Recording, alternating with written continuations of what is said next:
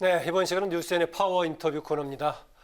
오늘 경찰청장 후보자를 시작으로 여야는 본격적인 인사청문회 전국에 돌입했습니다. 특히 곧 있을 통일부 장관 또 국정원장 청문회에서 여야 간 창과 방패의 팽팽한 대결이 예고되고 있는데 오늘은 고 김대중 대통령의 삼남으로 21대 국회 외통위와 정보위 마침 지금 청문회를 주관할 두 상임위 활동 중인 더불어민주당의 김헌걸 의원과 함께 청문회 전국에 대해서 얘기 나눠보도록 하겠습니다. 어서 오십시오. 네, 안녕하세요. 예, 조금 전에 얘기했지만 마침 이게 외통위, 정보위 해가지고 바로 관련된 상임위에 지금 활동을 하게 돼서 그러시네요. 예, 저하고 김태년 원내대표 두 사람만 두 개의 청문회를 다 뛰게 됐습니다. 예, 원내대표는 뭐 그럴 수 있다라고 보는데 보니까는 초선 의원이신데 굉장히 예. 중요한 자리에 가셨네요. 예, 예상치 못하게 그렇게 됐네요. 예, 일단 오늘 23일에 이인영 통일부 장관 후보자 인사청문회가 시작이 되는데 대개 이렇게 장관을 바꿀 때는 정책 기조를 같이 바꾸려고 할 때 바꾸는 경우도 있고 그냥 사람만 바꾸는 경우도 있는데 이번의 경우는 어떤 케이스에 해당된다고 보십니까? 글쎄요, 제가 보기에는 이제 이 조금씩 다른데 예, 이인영 후보자의 경우는 이제 좀 정치인이 가서 추진력 있게 남북관계 개선을 밀어붙여 봐라 하는 뜻이 있을 것이고 이제 박지원 국정원장 후보자의 경우는 경험과 경륜 그리고 이제 6.15 시대에 예, 이 남북관계 개선에 나섰던 경험이 경험, 있으니까 예. 그것을 활용해 보겠다 이런 의도가 아닌가 싶네요. 통일부 장관 내정에 대해서 어떻게 평가하십니까? 글쎄요. 뭐 이인영 후보께서 얼마나 잘하실지는 두고 봐야 알지만 예, 일단 정치인을 임명해서 한번 힘을 실어주고 어떤 교수 출신, 예, 관료 출신이 하지 못했던 것을 과감하게 시도해 보도록 하는 그 뜻은 뭐 제가 이해할 만하고 바람직하다고 봅니다. 예, 정치력과 추진력은 뭐 기대해 볼 수 있다 이런 예. 의미죠. 예. 네, 통합당이 이인영 후보자에 대한 송곳 검증을 벼르고 있는데요.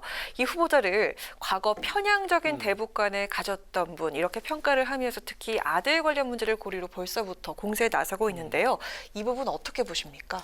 글쎄요, 뭐 통합당이 이런 철진한 색깔론을 계속 써먹다가 예. 결국 선거에서 참패를 했는데 아직도 그 정신을 못 차리고 있다면 참 안타까운 일이고요. 예. 아들 문제에 대해서도 제가 해명하는 자료 이런 걸 봤는데 지금 말씀하셨다시피 남북관계 개선이 시급하고 한반도 주변 상황이 정말 이 불안하고 위기의 상황이라고 할 수 있는데 예. 통일부 장관 청문회에서 그 사소한 것들 정말 심각한 문제라고 전혀 볼 수 없는 가족들에 관련된 사소한 것들 가지고 시간을 낭비할 지금 그런 시기인지 예. 뭐 청문회 자체는 저는 증인을 얼마든 부르든 뭐 미국처럼 장기간 하든 전 그건 상관없다고 생각하는데 예. 그것이 후보자의 이 정책과 소신 이런 것들 그러니까 그 사람이 제대로 자질을 갖추고 있는지를 검증한 거라면 얼마든지 길게 해도 좋지만 예. 이 짧은 시간에 청문회를 끝내야 되는데 그런 거 가지고 시간 낭비한다는 것은 저로서는 참 이해하기 힘든 일입니다. 그러면 주로 이제 여당의 지금 외통 의원들 지금 김 의원님을 포함해서 주로 이제 정책 능력 검증에 초점을 두는 청문회가 되겠네요. 예, 그렇습니다. 저는 뭐 일방적으로 후보자를 두둔해주는 그런 청문회를 할 생각은 없고요. 예. 뭐 여당이라고 그래서 후보자가 남북관계 개선에 있어서 확고한 소신과 철학을 갖고 있는지 또 이 자기가 맡아야 될 부처를 개혁하겠다는 활성화시키겠다는 의지가 확고한지 그 부분은 철저히 검증하려고 합니다. 네, 일주일 뒤에 있을 또 청문회 전국에 어찌 보면은 통일부 장관 이상으로 지금 청문 전국의 핵이라고 할 수 있는 박지원 국정원장 후보 인사청문회 열리는데요. 지금은 두세 가지가 일단 야당이 문제 제기하고 네. 있는 것 같습니다. 병력과 대학 학업을 같이 겸했던 시기 문제하고 또 5천만 원 채무 관련 얘기하고요. 또 그다음에 또 이제 통합당에서는 좀 심한 표현으로 적과 내통했던 사람 이런 표현까지 쓰고 있던데 이건 어떻게 보십니까? 글쎄요, 뭐 그분에 관련된 뭐 소위 의혹이란 것들이 상당히 뭐 잘 아시는 관계죠. 예예. 예, 예. 근데 그 의혹이란 것들이 정확하게 어떤 내용이고 후보자 측에서는 어떻게 해명을 하는지를 저희가 아직은 받아보지 못했기 때문에 아하. 그 부분은 단정적으로 제가 말씀을 드릴 수가 없는데 지금 말씀하신 내통이란 부분은 사실 그 당시에 그분이 혼자서 6.15 당시에 혼자서 북한과 뭘 교섭하신 게 아닙니다. 네. 외교부에서 먼저 나섰고 마무리는 국정원에 속한 분들이 했고 네. 이제 박지원 당시 장관께서는 이 일종의 대통령의 측근이니까 주도적인 역할을 하긴 대통령을 했죠. 네. 대신해서 가서 마무리 도장을 찍어 주신 것이거든요. 네. 그러면은 우리나라의 외교부 국정원이 전부 적과 내통해서 이적 행위를 했다는 소리가 되는데 그것은 좀 말이 안 되는 억지 주장이죠. 네. 그런 식으로 항상 이 공격을 해댄다면 북측과의 접촉이나 협상은 전혀 할 수가 없는 것이죠. 정보위 경우에는 청문회가 어느 정도 공개가 되는 겁니까? 어떻습니까? 뭐 지금 예상으로는 10시에 시작하는데 예. 오후 시간은 전부 비공개로 한다든가 예. 아니면 한 4시 정도부터 비공개로 한다든가 지금 그런 안이 논의되고 있습니다. 예. 그럼 방금 얘기하셨던 그 당시의 역할에 대한 논란은 여야 간의 좀 입장 차이가 논란이 될 수 있겠군요. 뭐 그럴 수도 있겠죠. 예. 네. 의원께서는 박지원, 서훈, 임종석 등 새 외교 안보 라인에 대해서 좀 불안한 인사라면서 아쉬워하신 바가 있는데요. 그 이유가 무엇인지 궁금합니다. 불안하다는 표현은 제가 쓴 적이 없고요. 아, 보도가 그렇게 나갔군요. 네. 예. 그 제가 말한 것은 그러니까 그분들의 뭐 경험이나 능력이나 뭐 이런 부분은 의심을 하지 않는데 충분히 그 자리를 하실 만한 분들인데 지금 타이밍에 과연 맞는지는 잘 모르겠다. 무슨 얘기냐 하면 지금 현재는 남북 관계가 제대로 풀리지가 않고 네. 그러니까 북측의 김정은 위원장은 제가 여러 차례 언론에서 얘기했지만 과거의 얘기 그러니까 6.15니 14니 뭐 이런 과거의 얘기에는 연연하지를 않아요. 아하. 과거에 좋은 인연이 있었다 해도 그것 때문에 대접을 더 잘해주거나 이게 없습니다. 지금 북한의 사정이 힘들고 어렵기 때문에 지금 이 위기를 타개해 가는데 얼마나 도움을 줄 수 있느냐 이걸 보고 판단하는 겁니다. 게다가 뭐 이 14가 아니라 9.19, 4.27 같은 예. 문재인 그때 정부에서 나섰던 했던, 예. 분들, 뭐 6.15 때 관련이 있던 분들 이런 분들이 나서면 도움이 될 거라고 생각하는데 김정은 위원장에게는 좀 전에 말씀드려도 옛날 일에는 관심이 없고 자기가 나섰던 9.19와 4.27도 남쪽에게 호의를 베풀었는데 결국 자기는 별로 받은 게 없다. 손해본 장사였다. 이렇게 생각하고 있기 때문에 이번 뭐 이 연락사무소 폭파만 보셔도 아실 수 있듯이 그렇게 보기 때문에 오히려 2년 전 이 정상회담에 관련돼서 그쪽과 협상했던 분들이 다시 나서는 게 마이너스일 수도 있다는 거예요. 아, 그럼 뭐 예컨대 서훈 신임 예. 실장 같은 경우에는 바로 얼마 전에 했던 연속선상에 보기보다는 뭔가 과거의 역할로 보시는군요. 그러니까 북측이 서훈, 정의용 두 분을 거명하면서 특사 파견하려고 그랬는데 우리가 거절했다. 어허. 대놓고 그 처음 있는 일 아닙니까? 아하. 별로 탐탁치 않다는 소리죠, 그 사람들이. 근데 문제는 북측만 그런 게 아니고 이제 지금 북측을 설득하고 이 상황을 호전시키기 위해서는 결국은 우리가 쓸 수 있는 카드가 없기 때문에 미국을 설득해서 미국을 일단 안심시키고 우리가 일단 좀 상황을 이끌어 가 보겠다 해야 되는데 그 미국을 설득시킬 인물이 눈에 띄지 않는다 그래서 하는 것을 제가 좀 걱정을 하는 거죠. 아쉬워했군요. 예. 그러니까 북한이 말로는 민족 자주 우리 민족끼리 떠들지만 실제로는 그 사람들은 우리가 친미를 하든 반미를 하든 그건 신경 안 씁니다. 미국을 어떤 방식으로든 설득해서 유익한 결과만 가져오라는 겁니다. 그걸 못한다면 통미봉남으로 가지 남쪽하고 상대할 이유가 없다 이렇게 보는 겁니다. 우리가 대단한 성과를 가졌던 4.27이라든가 이후에 9.19 등도 예. 그것만 가지고는 남북 간에 서로가 뭔가 문제를 푸는데 큰 자산이 될 수 없다 이렇게 보는군요. 그때 좋은 합의들을 정말 유익한 합의들을 많이 했는데 이루어진 게 없지 않습니까? 아하. 이 미국 측의 반대에 의해서.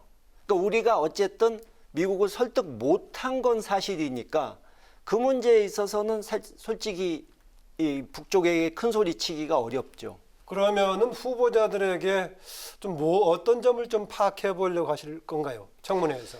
그러니까 단순히 북측을 이런 식으로 설득하겠다. 그것만으로는 안 된다.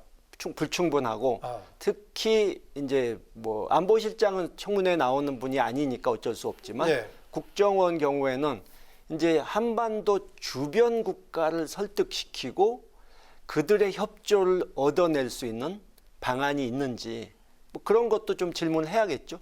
예. 예, 국회에서 지난 16일에 이제 21대 국회 공식 개원식을 늦게 했죠. 예. 네, 그날 이제 개원사에서 박병석 국회의장이 남북 국회회담도 북에 공식 제안을 했는데 북한에서는 이틀 뒤에 18일 날 우리 국회를 두고 무슨 뭐 깽판 국회니 동물 국회니 조롱한 듯한 예. 그런까지 했는데 어떻게 이걸 좀 동력을 살릴 수 있을까요? 글쎄요, 뭐 남북 국회회담은 지금으로서는 쉬운 일이 아니죠. 네. 그러니까 저는 일단은 과거 이제 저희 아버지인 김대중 대통령님께서 취임하셨을 때 했던 것처럼 남북 관계가 정부 대 정부 공식적인 이런 것들이 하기 힘든 상황일 때는 일단 조바심 내지 말고 민간 교류부터 가능한 것부터 그러니까 민간 차원에서 뭐 제3국을 통한다든가 그래서 국제 협력으로 포장해서 북한 측도 체면이 깎이지 않고 나설 수 있도록 만들어 줘 가지고 그렇게 해서 서서히 다시 물꼬를 트는 우회하는 전략을 쓰는 것도 필요하다고 생각합니다. 아, 그럼 김 의원께서는 특히 이제 한반도 상황 남북 관계를 생각할 때 아버님이 하셨던 거 상당히 염두에 두면서 예. 이럴 때 어떻게 할 것인가 이렇게 스스로 자문자답하고 그러시겠군요. 예, 그렇습니다. 그런 점에서 지금 방금 말씀하신 현재 한국의 상황은 아까 이럴 경우 저럴 경우 가정에서 말씀하셨는데 어떤 전략이 필요하다고 보십니까 지금? 사실 우리 힘으로 어쩔 수 없는 부분이 많기 때문에 한국이 좀 전에 말씀드린 것처럼 미국을 적극 설득해서 뭔가 우리가 써먹을 수 있는 카드를 만들어내는 그런 부분이 필요하다고 보고요. 예. 경우에 따라서는 이 눈 딱 감고 좀 뭔가를 저질러 보는 과감하게 저질러 보는 것도 필요한데 현재 상황이 저지른다는 것은 남북 관계를 우리 주도로 해보는 걸 얘기하는 뭔가 거죠. 하나쯤. 어허. 근데 현재 상황은 북미 간에 사실 부시나 오바마 같은 기성 정치인 정상적으로 판단하는 대통령이 있었다면 그런 상황이라면 미국 대선까지 뭔가 일어나기 어려울 거다 이렇게 저는 봤을 텐데 트럼프 대통령은 워낙 아웃사이더고 변칙적인 방법을 많이 쓰다 보니까 또 김정은 위원장은 김정은 위원장대로 지금 상황이 어렵고 하니까 이 극적인 그래도 스몰 딜 그러니까 영변 대 제재 일부 완화 이게 하노이에서 깨졌는데 영변 플러스 알파 대 제재 완화 플러스 예를 들어서 안전보장 조치인 연락사무소 뭐 이런 식의 이 약간의 스몰 딜이 이루어질 수 있다. 그것은 정상끼리 안 만나도 뭐 국무장관 대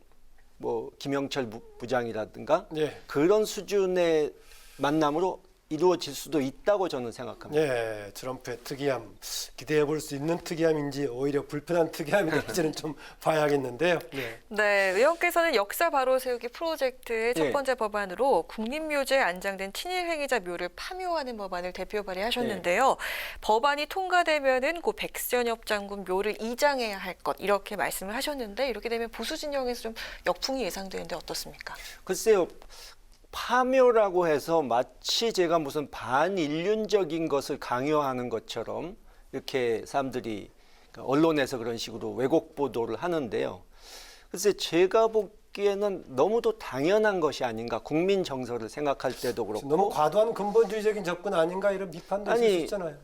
독립투사와 친일한 사람이 같은 곳에 묻힌다는 것부터가 상식에 맞지 않는 것이고 이 백선엽 장군이 최근에 돌아가시니까 그분을 이 우상화하는 사람은 그 백선엽 장군을 이순신 장군에 비교를 했더라고요. 근데 아니 상식적으로 생각해 봐도 이순신 장군은 이 나라를 위해서 모든 것을 바쳤고 억울하게 모함을 당해서 감옥을 갔다 온 후에도 백의종군까지 하고 그러면서도 죽을 각오를 하고 12척의 배를 가지고 명량해전에 나가신 분인데 자신의 입신양명을 위해서 일본군에 들어갔던 사람, 또 일본군에 들어가서 항일 세력을 토벌하는 데 나섰던 사람, 예. 또 나중에 한국전쟁에서 양민 학살에도 간접적인 책임이 있는 사람이 어떻게 이순신 장군하고 비교될 수 있는지 저는 그 부분이 통 이해가 가지 않고요. 예. 제가 요즘 그 언론으로부터 그것 때문에 공격을 많이 당하는데 저는 최근에 저를 무슨 부동산 부자로 이렇게 칭하면서 그렇게 공격하는 것도 그런 저의가 있다고 생각합니다. 근데 사실 내용을 보면은 제가 가진 부동산 자산의 대부분이 그 동교동 사저. 아버지께서 1962년에 이사 들어가신 그 집이거든요. 근데 그 집은 저한테는 아무런 재산적으로는 큰 가치가 없습니다. 경실련 발표에서는 뭐 2채인가 3채인가 이렇게 얘기했던데. 예. 그러니까 나머지 하나는 정리 작업에 이미 들어갔고요. 예. 근데 그 동교동 집은 이게 제가 마음대로 팔아서 그렇죠. 돈을 막 챙길 수 있는 그런 입장이 아니거든요. 예. 그것은 지금 뭐 보도 보셨겠지만 문화재 등록을 저기 추진하고 뭐 있고 다른 분들하고 이렇게 네. 분란은 어떻게 해결이 됐습니까? 어땠습니까? 뭐 그 부분은 지금 정리 중입니다. 정리 근데 중인가요? 예.